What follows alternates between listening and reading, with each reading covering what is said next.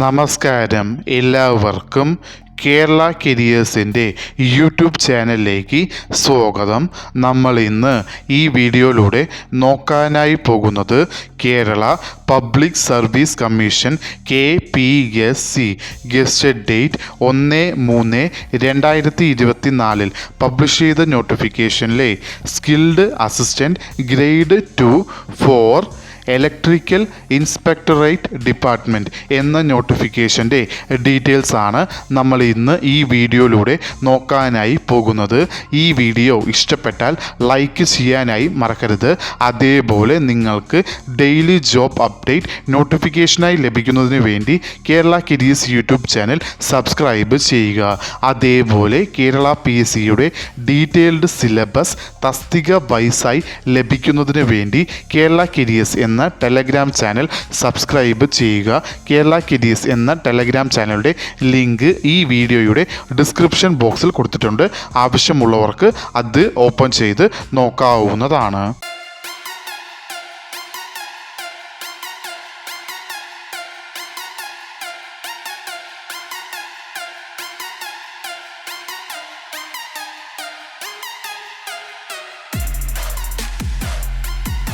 Kerala PSC publish ചെയ്ത നോട്ടിഫിക്കേഷനിലെ category number 014/2024 വിളിച്ചിരിക്കുന്ന ഡിപ്പാർട്ട്മെൻറ്റ് ഇലക്ട്രിക്കൽ ഇൻസ്പെക്ടറേറ്റ്. വിളിച്ചിരിക്കുന്ന തസ്തിക എന്ന് പറയുന്നത് സ്കിൽഡ് അസിസ്റ്റൻറ്റ് ഗ്രേഡ് 2. സാലറി സ്കെയിലായി കൊടുത്തിരിക്കുന്നത് 26,500 രൂപ മുതൽ 60,700 രൂപ വരെയാണ് സാലറി സ്കെയിലായി കൊടുത്തിരിക്കുന്നത്. നമ്പർ ഓഫ് വേക്കൻസി ഡിസ്ട്രിക്ട് വൈസായാണ് റിപ്പോർട്ട് ചെയ്തിരിക്കുന്നത്. അതിൽ ആദ്യമായി വരുന്നത് ഇടുക്കി ഒരു vacancy, Kollam anticipatory vacancy, Pathanamthitta anticipatory vacancy, Palakkad anticipatory vacancy, Malappuram anticipatory vacancy, Kozhikode anticipatory vacancy, Kannur anticipatory vacancy. ഇത്രയും ജില്ലകളിലേക്കാണ് നോട്ടിഫിക്കേഷൻ വിളിച്ചിരിക്കുന്നത്. ഡിസ്ട്രിക്ട് വൈസായാണ്. അതിൽ ഡയറക്റ്റ് ജനറൽ റിക്രൂട്ട്മെൻറ്റ് നോട്ടിഫിക്കേഷനിലാണ് ഇത് വരുന്നത്. Method of appointment direct recruitment ആണ്. ഏജ് ലിമിറ്റ് എന്ന് പറയുന്നത് 18 മുതൽ 36 വയസ്സ് വരെ ഉള്ളവർക്ക്, അതായത് 2/1/1988 1/1/2006 ഇടയിൽ ജനിച്ചിട്ടുള്ളവർക്ക് ഈ ആപ്ലിക്കേഷൻ അയക്കാവുന്നതാണ്. അതോടൊപ്പം scheduled caste, scheduled tribe and other backward ക്ലാസ്സിൽ വരുന്ന കാൻഡിഡേറ്റ്സിന് കേരള PSCയുടെ യൂഷ്വൽ ഏജ് റിലാക്സേഷനും ഉണ്ടാവുന്നതാണ്. ക്വാളിഫിക്കേഷനിൽ ആദ്യത്തെ ക്വാളിഫിക്കേഷനായി കൊടുത്തിരിക്കുന്നത് നിങ്ങൾക്ക് THSLC. അതിൽ നിങ്ങൾ electrical wiring and maintenance of domestic application പാസ്സായിട്ടുള്ളവർക്ക് ഈ ആപ്ലിക്കേഷൻ അയക്കാവുന്നതാണ്. ഈ പറയുന്ന ക്വാളിഫിക്കേഷൻ ഇല്ലാത്ത പക്ഷം നിങ്ങൾക്ക് സെക്കൻഡറി സ്കൂൾ ലീവിംഗ് സർട്ടിഫിക്കറ്റ് SSLCയോ അല്ലെങ്കിൽ അതിന് ഇക്വലൻ്റ് ക്വാളിഫിക്കേഷനോ ഉണ്ടായിരിക്കേണ്ടതാണ്.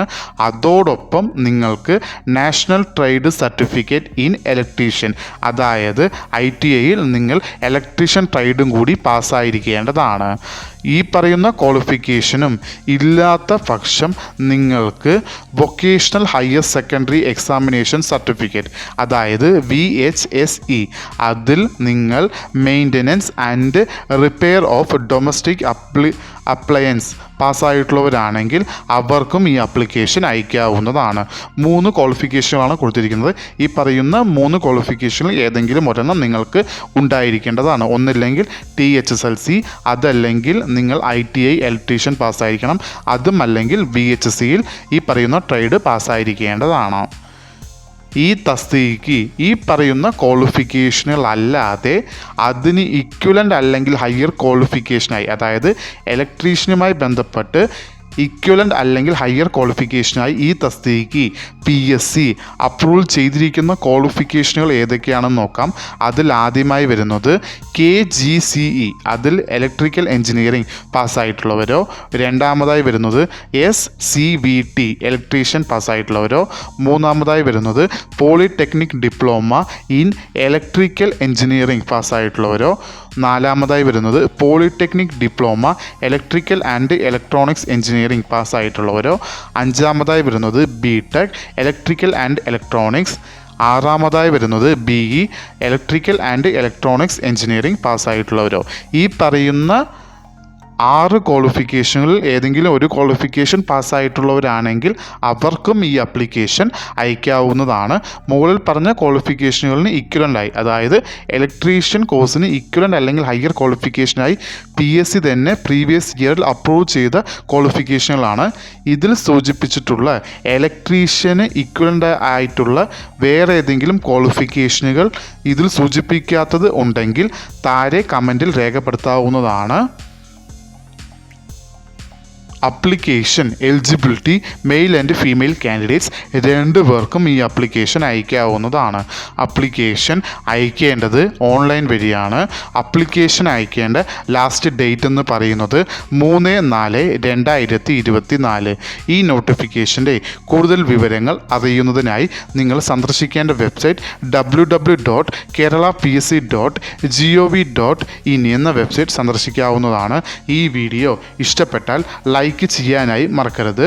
അതേപോലെ നിങ്ങൾക്ക് ഡെയിലി ജോബ് അപ്ഡേറ്റ് നോട്ടിഫിക്കേഷനായി ലഭിക്കുന്നതിന് വേണ്ടി Kerala careers YouTube channel subscribe ചെയ്യുക. ഇതുവരെയും കേരള കരിയേഴ്സ് യൂട്യൂബ് ചാനൽ കണ്ട എല്ലാവർക്കും നന്ദി, നമസ്കാരം.